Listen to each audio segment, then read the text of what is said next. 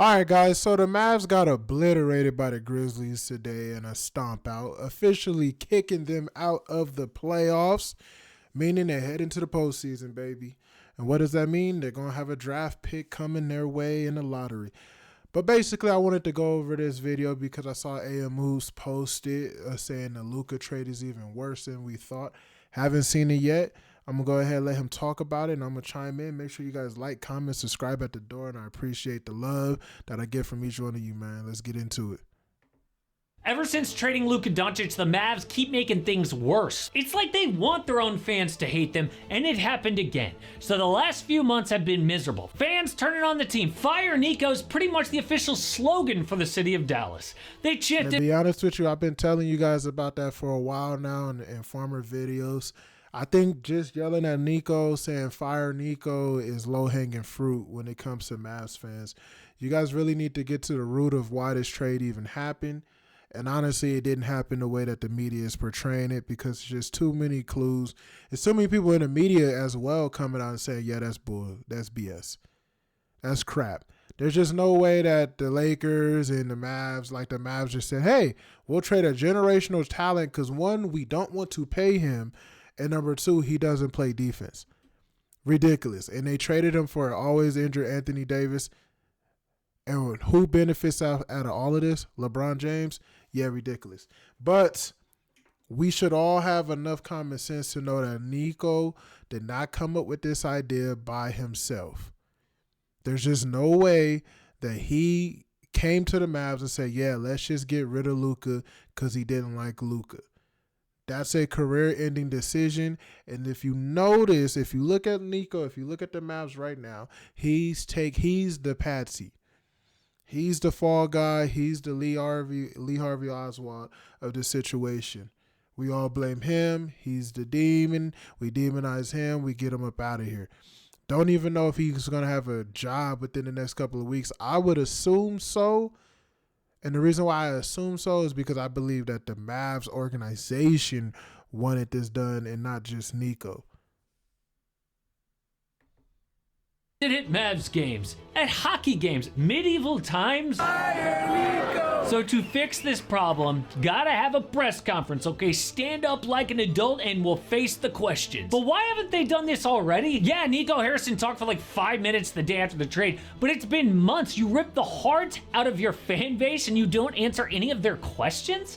So Again, he didn't rip the heart out of anything. This is coming from ownership. Not only is it coming from ownership, I believe it's coming from the league. I believe Adam Silver has a hand to play with this. I believe Clutch Sports does. I believe Nike has something to do with this. And I believe the owners as well from both teams.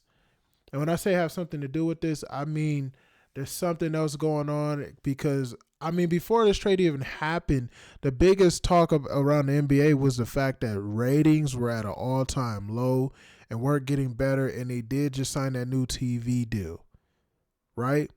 Bunch of new companies coming in to represent the NBA. Now, all of a sudden, those conversations don't even happen anymore. I think Adam Silver had a big hand to play in this move, just like he always does when it comes to LeBron James. Let's ask ourselves, who got the number one pick in 2019 when the Lakers were basically forced the Pelicans to trade for Anthony Davis? The Pelicans wound up getting the number one pick, right? When they had like the 11th or 12th best odds. Every time LeBron wants a player, who wanted Kevin Love to join his team, right? LeBron, right? When he went over back to the Cavs, all of a sudden the Cavs got the number one draft pick like 3 years straight. Like 3 years straight, they got Anthony Bennett, they got Kyrie Irving, and then they got Andrew Wiggins. Number ones all around. And he had just enough to trade for Kevin Love.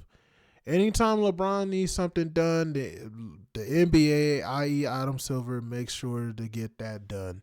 Make sure to move behind the scenes to get something done. I still think it's weird and odd that Victor Wembanyama just so happened to go to the Spurs, and that the San Antonio Spurs, for some odd reason, all of a sudden a team who, mind you, led by Greg Popovich, has always stood on we're never going to tank, we're never going to bottom out. They all of a sudden trade all their talent. They trade DeJounte Murray, all these other players.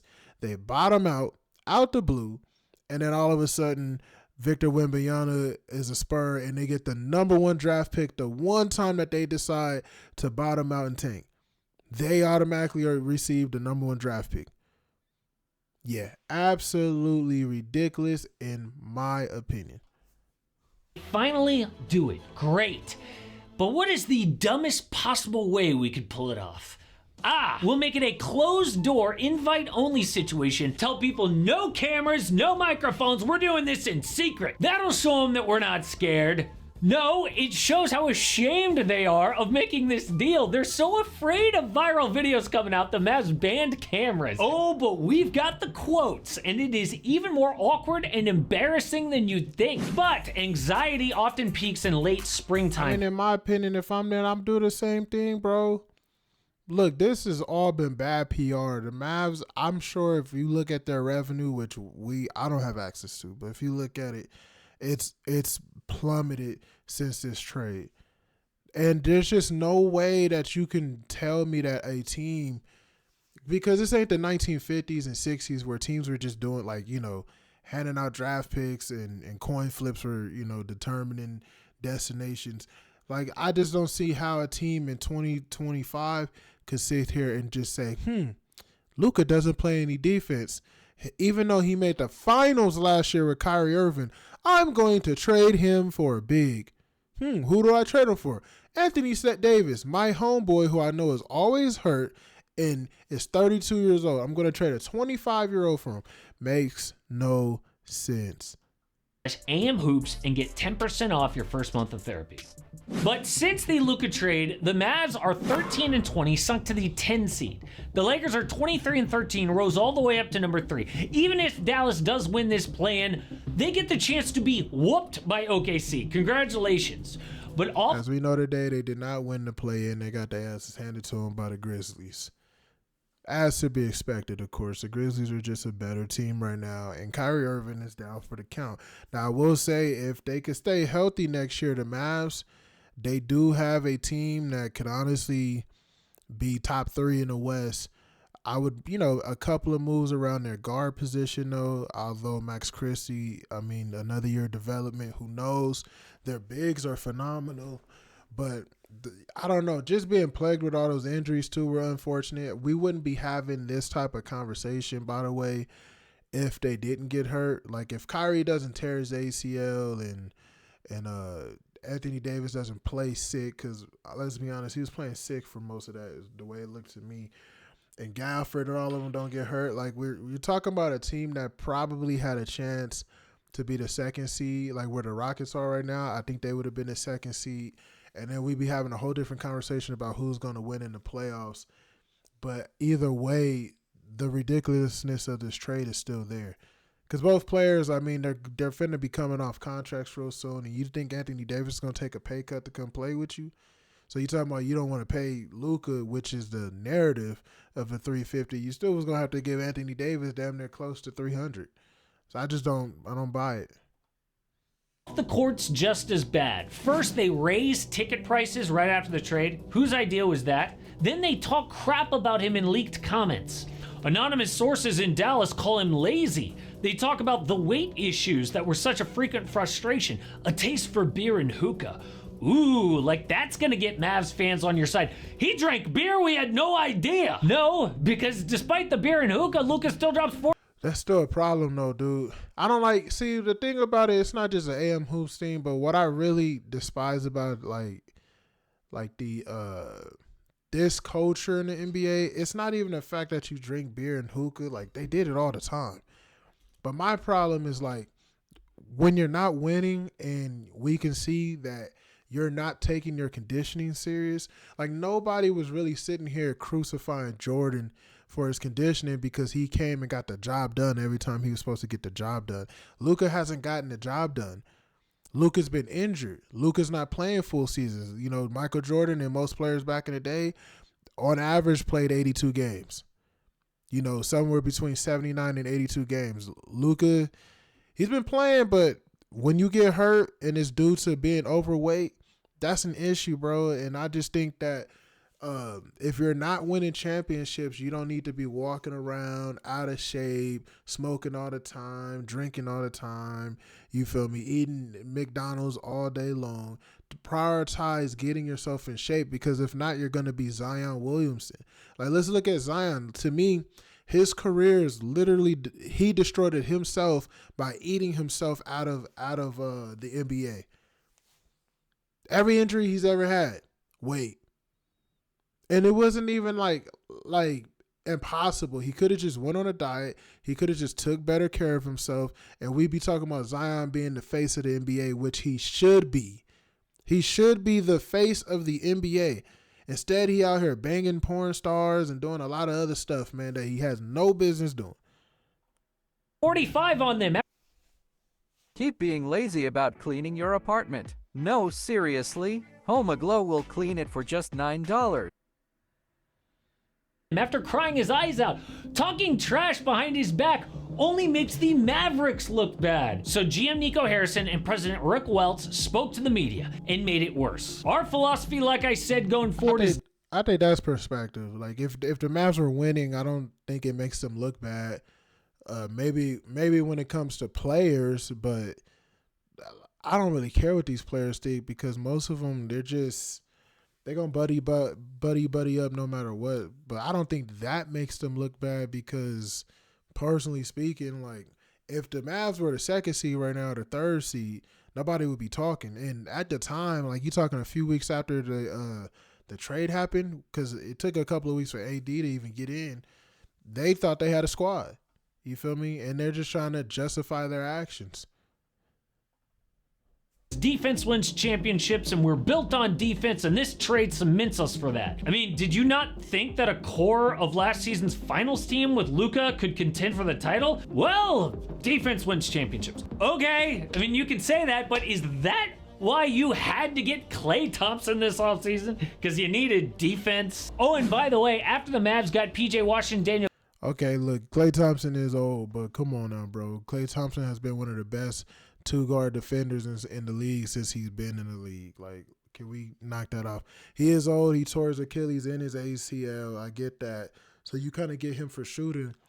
But Klay Thompson, like, everybody in the league is not playing defense. So you can't just say that when you're signing a role player. At this point, Klay Thompson, they knew was the fourth, fifth best guy on your team. And that's where you kind of want him. So if he's not the world's best defender, it's okay as long as he can play a little bit. You know what I'm saying? There's a such thing called team defense, and then there's you being a great defender. But at the very least, if you're playing team defense, you're good. I don't like it when people do shit like that and say stuff like that, because just in my opinion, it's like, come on, bro. We're talking about the nucleus of your team, which is Luka, and he's not playing any defense, but he's 6'7". He has all the height in the world. He's taller than Jordan. He can lock down if he wants to, if he prioritized it. He just chooses not to.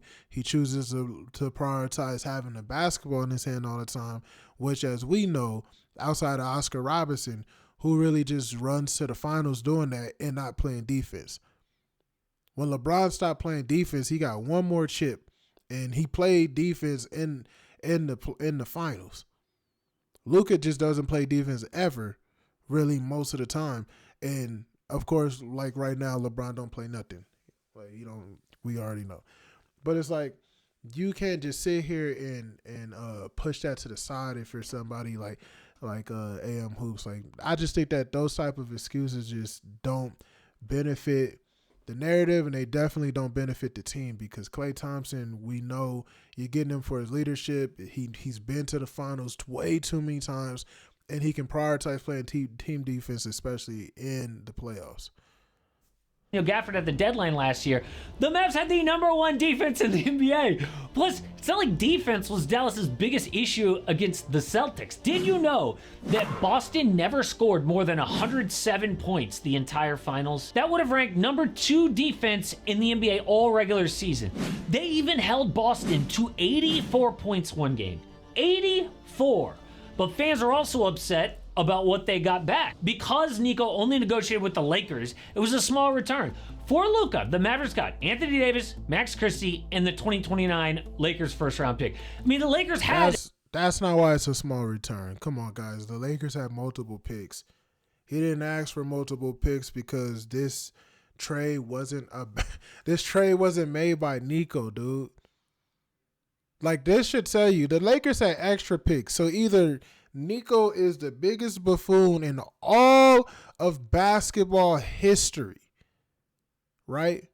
Which we'll have more time to see, but he built the team last year, right? We saw him build that Mavs team that was good enough to make it to the finals. We saw him pick up Kyrie Irving. We saw him make a lot of Daniel Gafford. Come on, bro. We even saw him go with Klay Thompson, which honestly was like the steal of the year when it came to free agency. So for him to build that roster and then randomly say, Anthony Davis and Max Christie, good enough for me.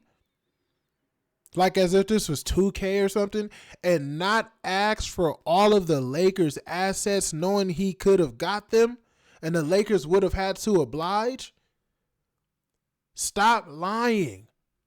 Stop lying to us, bro. That makes no sense whatsoever. And the real reason why the Lakers keep those picks, obviously, is so that they can make trades in the future like they were supposed to with the Mark Williams trade to go ahead and solidify the rest of the roster, which they're probably going to use those two picks this offseason if need be. That's how you know Adam Silver has a hand to play in this, and most likely so did LeBron and Clutch Sports. 2 first-round picks to give up. They only got 1. That's not even to mention Dalton Connect or Austin Reeves, who has been a beast. Yep, I've got no regrets on the return that we got. We targeted AD with our philosophy, the defense wins championships. We wanted a two-way player to lead our team, and that was Anthony Davis. I am sorry, but at this point, the man knows that he was wrong, but he cannot admit it. So instead of making things better, fans just hate him more because they know that they're being lied to. But an even... All right, guys, but we haven't seen this team assembled yet, though.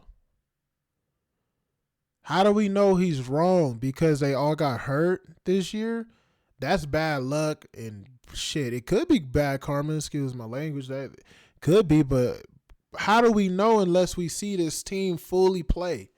Like, unless you see Kyrie Irving, Klay Thompson, then Max Christie off the bench, then Anthony Davis, Daniel Gafford, the other center that they got. Unless we see this full roster playing and see what they can actually do for an entire season, it's all still speculative. Yes, today it looks like the Lakers won. And I think in the future, as a whole, the Lakers win this trade, in my personal opinion. But if the Mavs come out next year and they're the number 1 seed, or they win 60 plus games, right? Next year, Kyrie did tear his ACL, so you never know how people return from that, and he's an injury pro guy. But if he comes back as Kyrie Irving, and I hate to say ifs all day long, but if Kyrie comes back as Kyrie Irving, if this team comes back, we see them play for a full year, right? And they just wreck everything. They're number 1 in defense, clear-cut, lockdown defenders looking like the Detroit Pistons, because they honestly have the talent to do that. If the players stay healthy, we saw Anthony Davis healthy just the last season, right? We're talking about a team that can easily probably get to 60 games. And if that happens next year, then what's the narrative? Yes, the Mavs fans are still mad, but their anger should just be out of a love for Luka. And that's why when I come out, I say Adam Silver has something to play with this, because yes, Luka's the best player, and you should have that type of love for Luka. They should be mad even if they traded him for Giannis. Like, if this was a Luka Giannis trade, Mavs fans should still be upset, as well as Bucks fans, but Mavs fans should still be upset because it's freaking Luka. This is our guy. Doesn't matter if I traded him for Steph Curry, freaking Giannis, or Jokic. Probably shouldn't be mad for Jokic, but still, you'd be upset because that's your guy. Outside of that, now if this team comes out next season, destroys the West, right? Nobody can really beat him. Gets to 60-something games, he easily walks through the finals because on paper, again, guys, they have the talent to do so. They have the talent. This is a very talented roster. Let's not act like this roster is chopped liver. The biggest complaints and the thing that pisses everybody off is that this is an injury-prone roster as good as they are on paper. And that I can agree with. But let's pump the brakes. This team isn't ass water. This team isn't trash from a talent perspective. Even dumber quote came from the Mavs team president. You know, at Golden State, when I got there, we had a marketable player that fans loved. His name was Monte Ellis. And we traded Monte Ellis to the Bucks for an injured Andrew Bogut. But the ball came out of Ellis's hands, and we put it in this young point guard named Stephen Curry.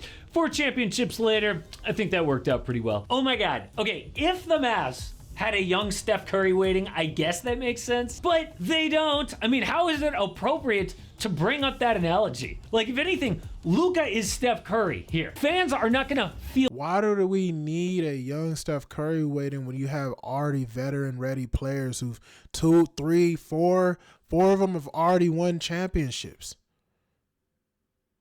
Like, why do you need a young Steph Curry, bro? What are you talking about? Yes, that's a develop. Luka was the young guy in this situation. What, they were supposed to get an even younger guy at 22?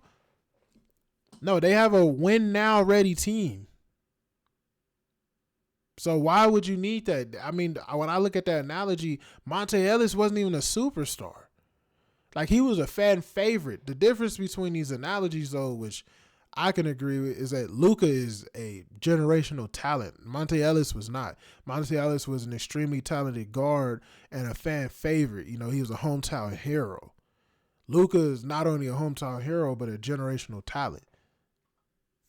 Feel better like, oh, they traded Monte Ellis and it created Steph Curry. So, joke's on you, Lakers. But there is one thing that Nico Harrison does have on his side.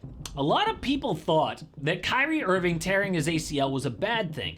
But when you think about it, it was actually a good thing for Nico Harrison, because now he can blame the injuries and say, well, I would have been right about this trade. You guys would have seen it, but I just got unlucky. That's a championship caliber team, and you guys were able to see it for 2.5 quarters. That is an all-time quote. We had a championship caliber team for 2.5 quarters. Like, no one could see this coming. Building your team around a guy nicknamed Day to Davis is...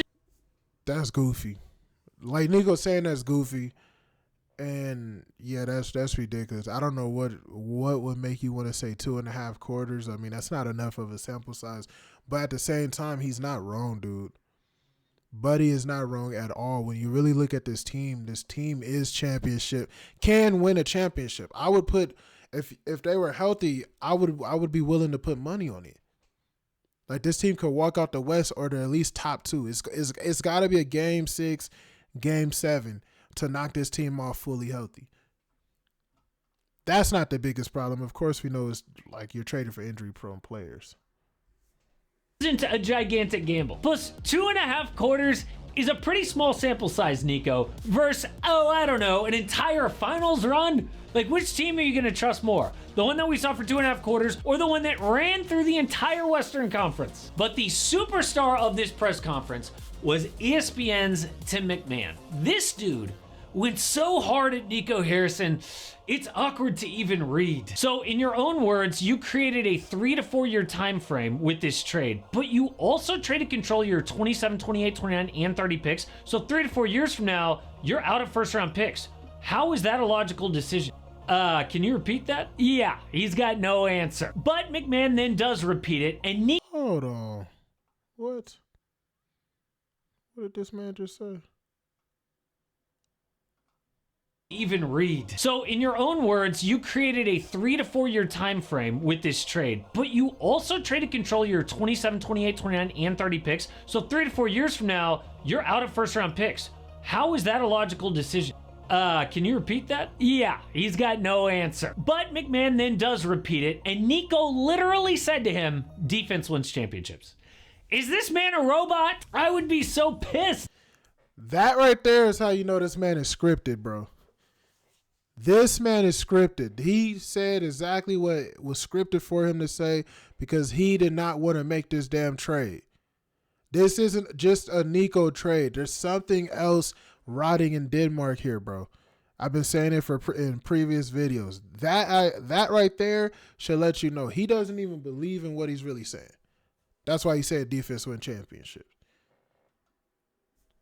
If I was a Mavericks fan, because not only are you not going to win a championship in the near future, you've got 0 picks when the AD Kyrie thing is over. The team is screwed for 10 plus years. But some people say that it's not even Nico's fault. It is this new owner, Patrick Dumont. But we are getting details on him as well. So Mark Cuban sold to the Adelson Dumont families to bring the Mavs into the future, right? Their arena lease is up in 2031, and the Adelsons are real estate people. They promised to build and fund, by the way, a huge new complex to make the Mavs state-of-the-art. Now, Patrick Dumont is the day-to-day owner. He claims to be a huge basketball fan, but everyone knows that he's not. He once claimed that one of the things that you got to look at too when it comes to basketball is that a lot of these owners, when they sell the team, they're not just selling it just because somebody with money offered it, put up an offer. They're making sales to teams that they think and people they think are going to benefit the entire organization. You feel me? So that you don't get something like you got over there with the Knicks. Like, I mean, even when you watch, look at the Clippers, when they forced out the Donald Sterling, the reason why they picked up, who they have right now, I can't even remember his name.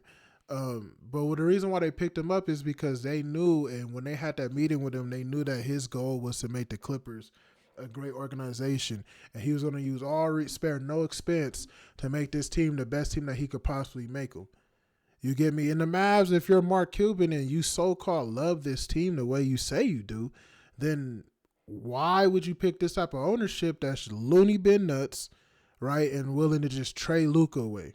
Because contrary to what anybody else says, no GM or president trades away their star franchise marketable player without the ownership giving them the okay or telling them to do it. So Mark Cuban has blame to put in this too, because he's still inside of the organization. Remember, the reports came out when this trade happened. Mark Cuban found out before it even happened and kept telling them, no, don't do it. And they did it anyway. That's what the reports say, right? So why would you sell your team or majority shares of your team to somebody who would put this team in this type of position? And keep in mind, this Luka is the same player that Mark Cuban came out and said if it was between him and his wife, he would pick Luka and divorce his wife. Right? Makes absolutely no sense unless there's another agenda at hand in this entire situation from a business perspective that we do not know about.